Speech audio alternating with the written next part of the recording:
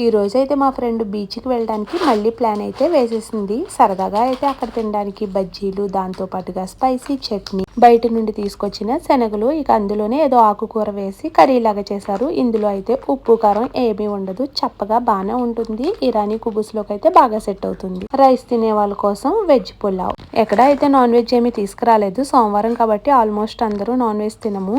Weekend లో plan చేసుకుని ఉంటే ఇంకా ఐటమ్స్ ఎక్కువ ఉండేవి. వీక్ డే లో సరదాగా అప్పటికప్పుడు అనుకుని వెళ్ళాం కాబట్టి ఇక సింపుల్ గా పెట్టేసుకున్నాము.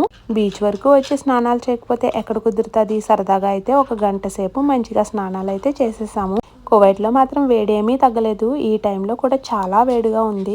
అందరూ రేపు మార్నింగ్ డ్యూటీస్ కి వెళ్ళాలి కాబట్టి ఫాస్ట్ గానే తెమిల్ చేసుకుని ఇంటికైతే స్టార్ట్ అయిపోయాము. ఇక్కడైతే మన ఇంటి దగ్గర లాగా సముద్రం దగ్గరే మళ్ళీ డ్రెస్ చేంజ్ చేసేసుకొని రావడానికి ఏమీ కుదరదు. ఇక ఎలాగా చేసిన బట్టలతో అలాగా వచ్చేయాల్సిందే, చలిగా ఉన్నా వేడిగా ఉన్నా కూడా. అందుకే ఎప్పుడు కూడా మోస్ట్లీ తల తడవకుండా ఉండడానికి చాలా జాగ్రత్త పడతాను. పిల్లల కోసమని ఇన్నిసార్లు బీచ్ చుట్టూ తిరుగుతూ ఉన్నాము. ఎందుకంటే ఈ ఎండలకి వాళ్ళకి ఈ సముద్రం దగ్గరే కొంచెం హాయిగా చల్లగా హ్యాపీగా ఉంటుంది.